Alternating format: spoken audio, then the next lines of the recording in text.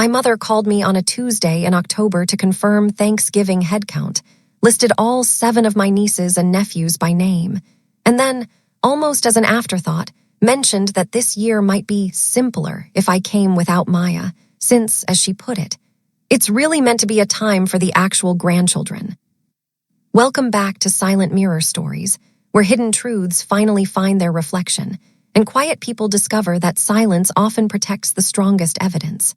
If you've ever watched someone draw a line around your own child and call it family tradition, this story is for you. Stay until the end, because what happened over the following 6 weeks changed something in my family that I don't think will ever fully go back to what it was, and I've made peace with that. My name is Cassandra Reyes, and I was 35 years old the year my mother said those words to me over the phone. I need to explain who Maya actually is before I explain what my parents did, because I think you need to understand exactly what not the actual grandchildren meant before you understand exactly how far my parents were willing to go to protect that specific, ugly distinction. I grew up outside Sacramento, California, the middle child of 3, sandwiched between my older brother, Derek, and my younger sister, Amanda. My parents, Frank and Lorraine Whitcomb, ran a modestly successful insurance agency together for most of their adult lives, a business that afforded our family a genuinely comfortable, stable childhood, the kind of household where holidays were large, structured, and on the surface at least, warm. I want to describe my parents honestly, because I think understanding who they were before any of this happened matters considerably to understanding how genuinely shocking their eventual behavior turned out to be, even to people who'd known them their entire lives. They weren't cruel people in any obvious, easily identifiable way. My father was quiet, generally affectionate in his own reserved manner. My mother was the more visibly warm parent, the one who remembered every birthday with a card and a call, who organized every holiday gathering with genuine enthusiasm, who, by every outward measure, appeared to be exactly the kind of grandmother anyone would want. I married my husband, Marcus, when I was 27, a marriage that brought me, immediately, into a blended family situation, since Marcus had a daughter, Maya, from a previous relationship, 4 years old when we married, a child I fell in love with almost as quickly as I fell in love with her father. I want to be honest that I never once, throughout the following 11 years, thought of Maya as anything other than my own daughter in every way that actually mattered, present for every school event, every doctor's appointment, every scraped knee and bad dream, the specific accumulated weight of an entire childhood spent genuinely, fully raising a child. I want to describe my parents' initial reaction to Maya, because I think the gradual, specific evolution of their treatment of her matters enormously to understanding how this eventual Thanksgiving betrayal developed. When Marcus and I first married, my parents were, at least outwardly, warm toward Maya, including her in holiday gifts, mentioning her by name in conversations, behaving, for the first several years of our marriage, in ways that gave me genuinely no reason to suspect anything was wrong. I want to describe the specific moment when I first began noticing something troubling, roughly 3 years into my marriage, when my sister Amanda had her first biological child, my nephew Tyler. I remember, distinctly, the difference in how my mother spoke about Tyler compared to how she'd ever spoken about Maya, a specific quality of possessive, biological pride that crept into her language. My grandson, delivered with a warmth and emphasis I don't believe I'd ever heard her apply to Maya, even after years of my mother knowing her. I want to be honest that I didn't immediately recognize this as anything more than the natural excitement of a first biological grandchild. Understanding, at the time, that grandparents often develop specific, intense bonds with infants that simply take longer to develop with an older stepchild who'd entered the family already partway through her own childhood. I gave my mother the benefit of considerable doubt, for years, attributing what I noticed to timing and circumstance rather than anything more deliberate. I want to describe the gradual pattern that developed over the following years, because I think the specific, incremental nature of this exclusion matters considerably to understanding why it took me so long to fully recognize what was actually happening. Family photos, over the years, increasingly featured group shots that somehow, repeatedly, seemed to exclude Maya. My mother explaining, each time some logistical reason she'd been in the bathroom, she'd wandered off to play with a cousin. Explanations that, taken individually, sounded entirely plausible. But that, accumulated across dozens of family gatherings over nearly a decade, revealed a specific, consistent pattern I eventually couldn't continue explaining away. I want to describe a specific incident when Maya was 9, because it represents, I think, the first moment I genuinely, directly confronted what was actually happening rather than simply noticing it privately. My mother was organizing birthday gifts for all the grandchildren for an upcoming combined celebration, and I overheard her, on the phone with Amanda, discussing specific gift amounts for each child, mentioning Tyler's gift, mentioning my other niece's gift. And then, when Amanda apparently asked about Maya, my mother said, in a tone I'll never forget,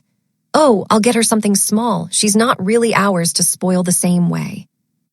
I want to describe what I felt hearing that phrase, because it fundamentally reshaped how I understood every previous incident I'd rationalized away over the preceding years. I felt something considerably colder than simple hurt, a specific, clarifying horror, understanding, suddenly, that this wasn't a series of unfortunate accidents or logistical coincidences, but a genuine, consistent belief my mother held, that Maya, despite 8 years of being raised as my own daughter, occupied a fundamentally different category in her mind than her real grandchildren. I want to describe the conversation I had with my mother directly following that overheard phone call, because I think it reveals something important about how my parents genuinely understood their own behavior. I confronted her, calmly but directly, repeating what I'd overheard, and asking her to explain exactly what she meant. My mother, rather than expressing any embarrassment or immediate reconsideration, defended the statement, explaining with a specific, matter-of-fact tone that genuinely shocked me that Maya wasn't blood, that she understood I loved her as my own, but that grandparents were entitled to feel differently about biological grandchildren, and that this was simply natural and not something she felt she needed to apologize for or hide. I want to be honest about how I responded to this conversation, because I don't think my response was as forceful, at the time, as it probably should have been. I was genuinely stunned, and I told my mother I found her position genuinely hurtful and wrong. But I didn't, in that specific moment, draw any hard lines about future consequences. Hoping, I think, that having voiced my objection clearly would be enough to at least prompt some meaningful change in her behavior going forward. I want to describe the following several years honestly, because I think the specific, gradual escalation matters enormously to understanding why that eventual Thanksgiving phone call represented such a genuine breaking point rather than an isolated, surprising incident. My mother's treatment of Maya didn't improve following that conversation. If anything, it became somewhat more careful, more subtle gift amounts that were technically comparable, but somehow always slightly less thoughtful. Invitations extended slightly later than everyone else's. A specific, persistent pattern of Maya occupying a fundamentally secondary position within our extended family's actual lived treatment of her, even as my mother maintained, whenever directly questioned, that she loved all her grandchildren equally. I want to describe Marcus's role throughout these years, because his own perspective as Maya's biological father matters considerably to understanding the full weight of what was happening. Marcus witnessed this pattern developing alongside me, and I want to be honest that watching his own daughter treated as fundamentally less valued by my own parents generated a specific, painful strain in our marriage, conversations over the years, about whether we should simply distance ourselves from my family entirely. Conversations I resisted, for years, hoping, perhaps naively, that continued patience and continued gentle correction might eventually shift my parents' behavior in some meaningful, lasting way. I want to describe the specific texture of Maya's own experience during these years, because I think it's the most important part of this entire story, and the part that matters most to why I eventually responded the way I did. Maya, even as a young child, noticed things adults sometimes assume children are too young to register clearly. She asked me once, when she was 7, Why Grandma Lorraine's eyes looked different when she hugged Tyler compared to when she hugged her. A specific, devastating observation from a child young enough that I genuinely hadn't expected her to have picked up on something I myself had spent years trying not to fully acknowledge. I want to describe how I responded to Maya in these moments, because I think it matters to understanding the specific protective instinct that eventually shaped my final response to my parents. I told her, honestly but gently, that some people simply weren't good at showing love the same way to everyone, that this reflected something missing in the adult, never anything missing or wrong in her. A message I repeated, in various forms, across years of watching her absorb small, specific hurts from grandparents who should have loved her without any qualification at all. I want to describe the specific Thanksgiving conversation itself, because the details of exactly how my mother delivered this final, unmistakable exclusion matter enormously to understanding why it functioned as such a genuine, permanent breaking point. My mother called that Tuesday in October with what she framed as simple, practical planning, confirming headcounts for the upcoming holiday, listing all 7 of my nieces and nephews individually by name, Tyler and Emma and the twins, and Jacob, each one specifically acknowledged, before mentioning, almost as an afterthought, that this particular year might be simpler if I came without Maya. I want to describe exactly what she said next, because I've replayed this specific sentence more times than almost anything else in my entire adult life. She said, "It's really meant to be a time for the actual grandchildren, and I think it would just be easier for everyone if we kept it that way this year." I want to describe what I felt hearing this, because I think it matters to understanding exactly why this specific moment, rather than any of the preceding years of subtler exclusion, finally, permanently changed how I understood my relationship with my parents. I felt something considerably beyond hurt or anger. I felt a specific, absolute clarity, understanding in that exact moment that whatever hope I'd maintained across the preceding decade, that patience and gentle correction might eventually shift my mother's actual beliefs, had been genuinely, completely misplaced. I want to describe my immediate response on that call, because I think it reveals something important about how quickly this specific sentence crystallized a decision I hadn't fully realized I was ready to make. I told my mother, calmly, but with a specific finality I hadn't used with her before, that if Maya wasn't welcome at Thanksgiving, none of us would be attending, and that I needed her to understand this wasn't a negotiation or an emotional overreaction, but a genuine, permanent line I was drawing regarding how my daughter would be treated by anyone claiming to be family.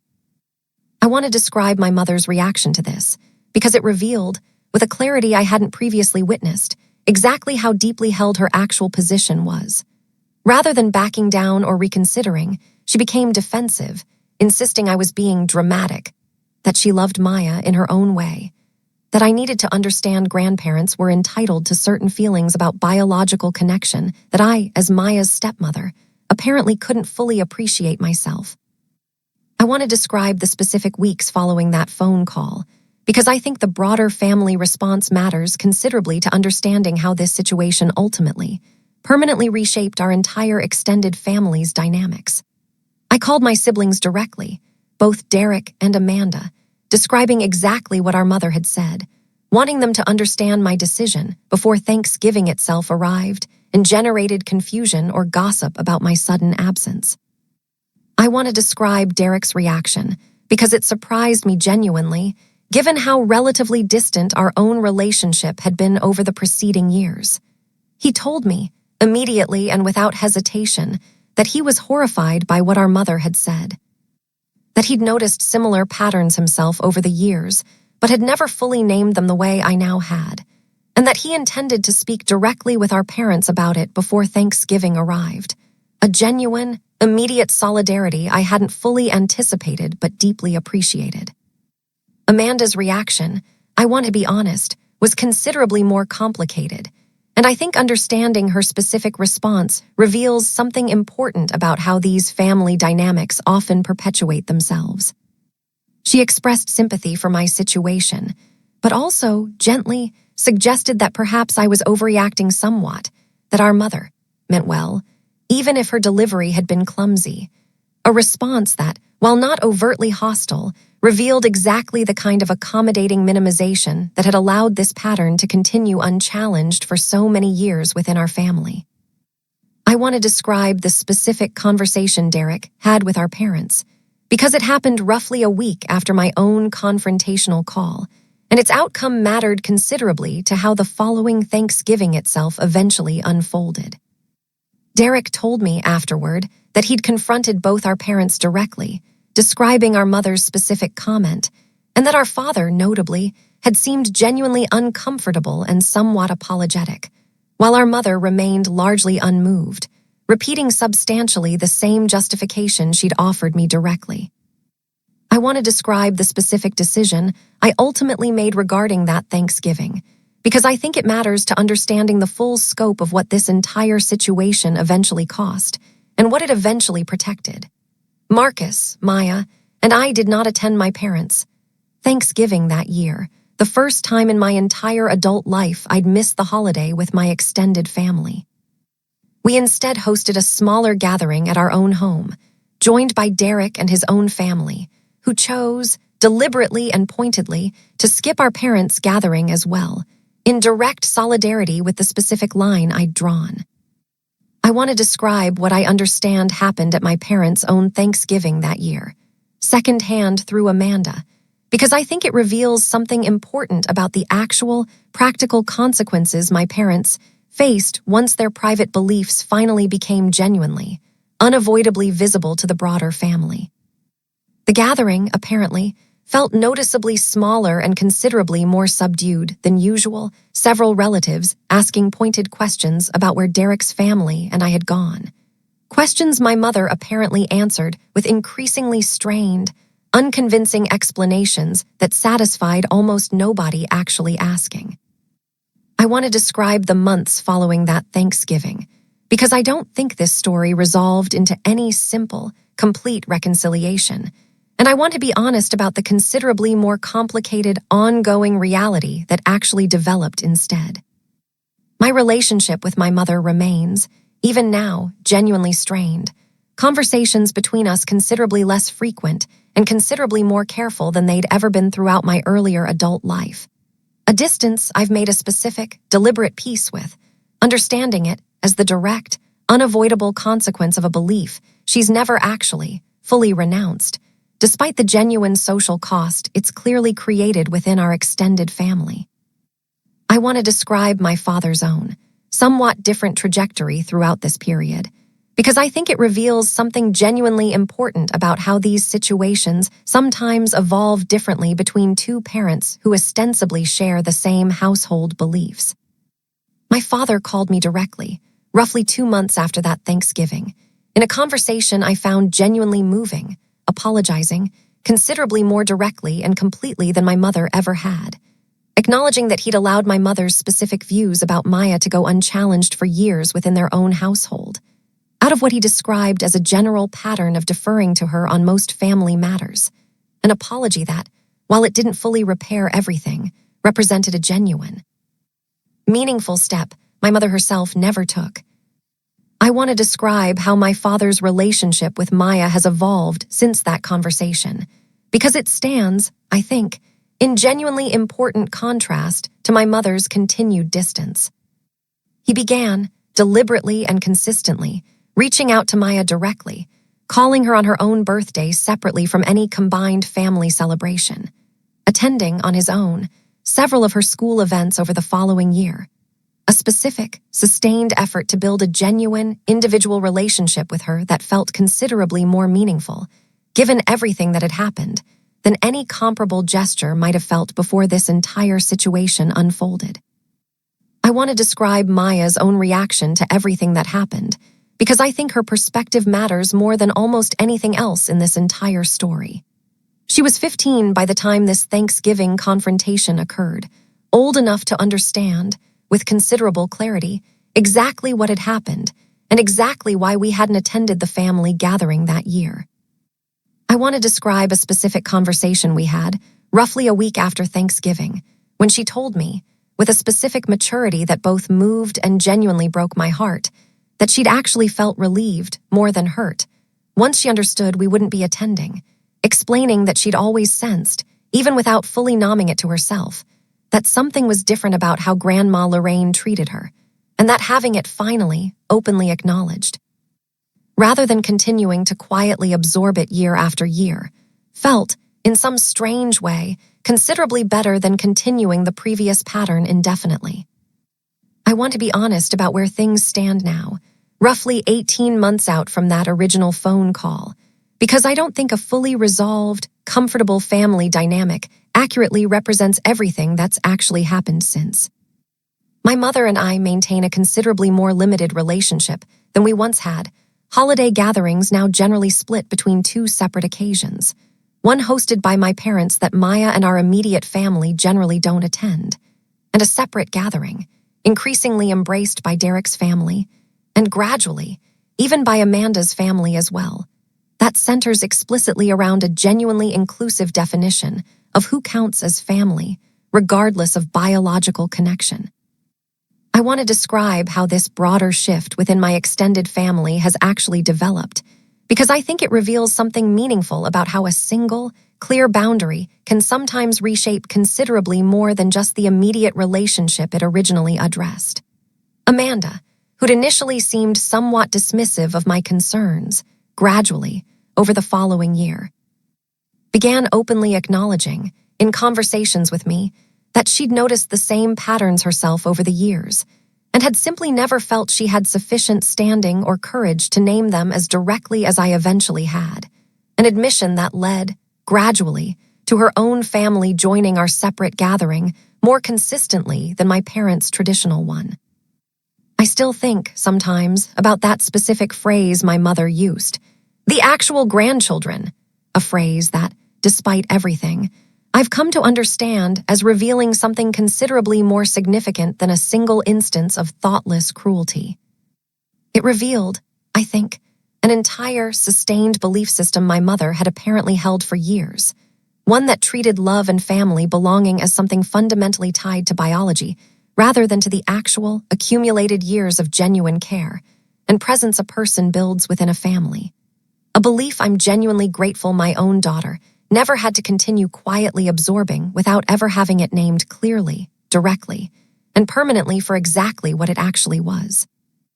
My parents excluded my daughter from Thanksgiving, certain that decades of quiet, gradual favoritism had built enough of an accepted pattern within our family that this final, explicit exclusion would simply pass, unchallenged, the way everything before it had.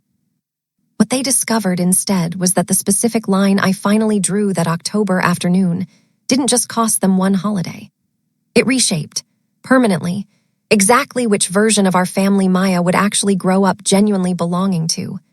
and exactly which relatives, once given a clear, unmistakable choice, were actually willing to stand beside that choice rather than continuing to quietly accommodate a belief none of us should have tolerated for as long as we did. If this story stayed with you, subscribe to Silent Mirror Stories, where every reflection reveals another hidden truth. Tell me in the comments, would you have drawn that same line, or would you have tried, the way I did for years, to keep hoping things might eventually change on their own?